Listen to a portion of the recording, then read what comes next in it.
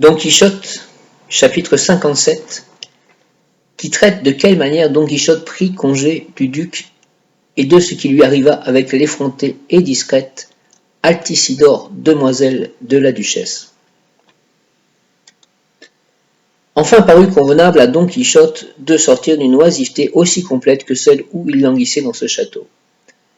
Il s'imaginait que sa personne faisait grande faute au monde, tandis qu'il se laissait retenir et amollir parmi les délices infinies que ses nobles hôtes lui faisaient goûter comme chevalier errant, et qu'il aurait à rendre au ciel un compte rigoureux de cette mollesse et de cette oisiveté. Un jour donc il demanda au duc et à la duchesse la permission de s'éloigner d'eux. Ils la lui donnèrent, mais en témoignant une grande peine de ce qu'il les quitta. La duchesse remit à Sancho Panza les lettres de sa femme, et celui-ci pleura en les entendant lire.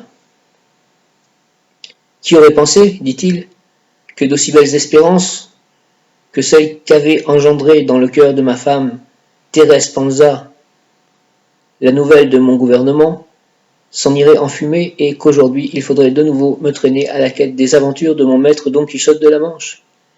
Toutefois, je suis satisfait de voir que ma Thérèse ait répondu à ceux qu'on devait attendre d'elle en envoyant des glands à la duchesse. Si elle ne l'eût pas fait, elle se serait montrée ingrate, et moi, je m'en serais désolé.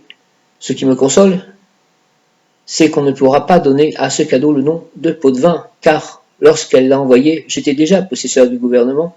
Il est juste que ceux qui reçoivent des bienfaits se montrent reconnaissants, ne fût-ce qu'avec des bagatelles. En fin de compte, je suis entré nu dans le gouvernement, et nu j'en sors, de façon que je pus répéter en toute sûreté de conscience, ce qui n'est pas peu de choses. Nu je suis né, nu je me trouve, je ne perds ni ne gagne. Voilà ce que se disait à lui-même Sancho le jour du départ. Don Quichotte, qui avait fait la nuit d'avant ses adieux au duc et à la duchesse, sortit dès le matin et se présenta tout armé sur la plate-forme du château. Tous les gens de la maison le regardaient du haut des galeries, et le duc sortit également avec la duchesse pour le voir. Sancho était monté sur son âne, avec son bissac, sa valise et ses provisions, ravi de joie parce que le majordome du duc, celui qui avait fait le rôle de la Trifaldi, lui avait glissé dans la poche une petite bourse avec 200 écus d'or pour parer aux nécessités du voyage, ce que Don Quichotte ne savait point encore. Tandis que tout le monde avait les yeux sur le chevalier, comme on vient de le dire, tout à coup, parmi les autres du Heigne et demoiselles de la duchesse qui le regardaient aussi, l'effrontée et discrète Altisidore éleva la voix et d'un ton plaintif s'écria : « Écoute, méchant chevalier, retiens un peu la bride et ne tourmente pas les flancs de ta bête mal gouvernée.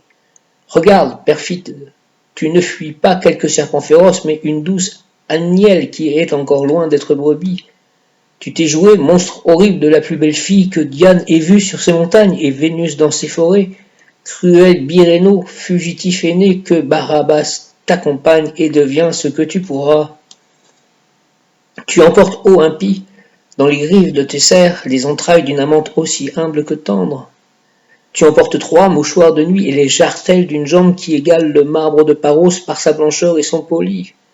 Tu emportes 2000 soupirs d'un feu si brûlant qu'il pourrait embraser 2003 si 2003 il y avait.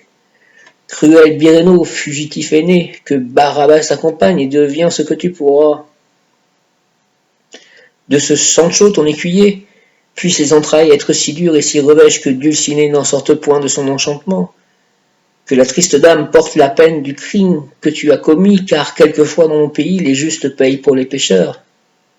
Que tes plus fines aventures se changent en mésaventures, tes divertissements en songes, et ta constance en oubli, cruel Biréno, fugitif aîné, que Barabbas accompagne et deviens ce que tu pourras.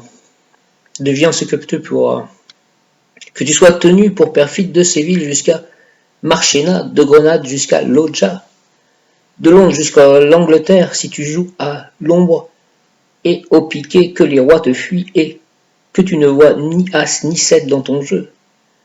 Si tu te coupes les corps, que le sang coule des blessures, et quand tu t'arracheras les dents, qu'il te reste des chicots. Cruel Biréno, fugitif aîné, que Barabbas accompagne et devient ce que tu pourras. Tandis que la plaintive Altisidore se lamentait de la sorte, Don Quichotte la regardait fixement. Puis, sans lui répondre une parole, il tourna la tête vers Sancho. « Par le salut de tes aïeux, mon beau Sancho, lui dit-il, je te conjure et t'adjure de me dire une vérité. Emportes-tu par hasard les 3 mouchoirs de nuit et les jarretières dont parle cette amoureuse demoiselle ?»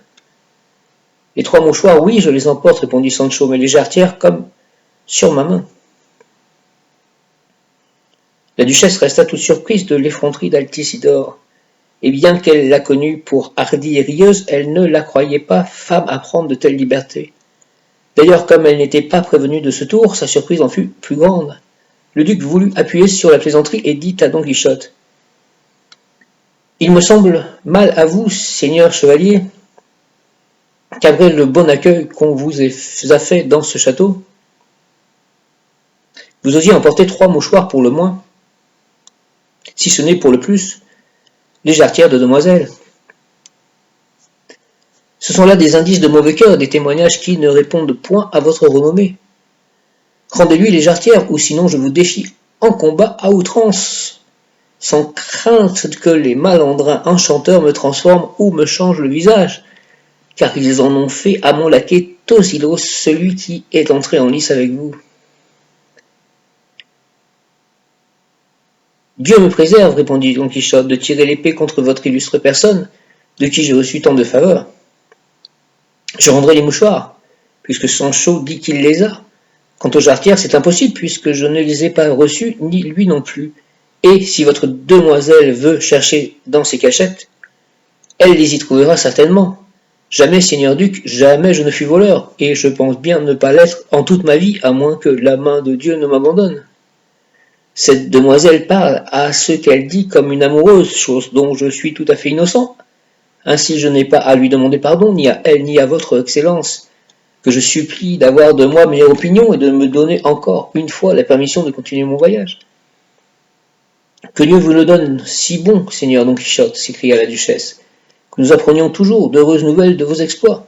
Allez vers avec Dieu, car plus vous demeurez et plus vous augmentez la flamme amoureuse dans le cœur des demoiselles qui ont les regards sur vous. Pour la mienne, je la châtierai de façon que désormais elle ne se relâche plus ni des yeux ni de la langue. Je veux que tu écoutes encore une seule parole, ô valeureux Don Quichotte, repartit aussitôt Altisidore, c'est que je te demande pardon de t'avoir accusé du vol des jarretières, car en mon âme et conscience, je les ai haut de jambes, et j'avais commis l'étourderie de celui qui cherchait son âne étant monté dessus. Ne l'avais-je pas dit, s'écria Sancho. Oh, je suis bon vraiment pour receler des vols. Pardieu, si j'avais voulu me mêler d'en faire, j'en avais l'occasion, tout trouvé dans mon gouvernement. Don Quichotte inclina la tête, fit une profonde révérence au duc, à la duchesse, à tous les assistants, et faisant tourner bride à Rocinante, suivi de Sancho sur le grison, il sortit du château et prit la route de Saragosse.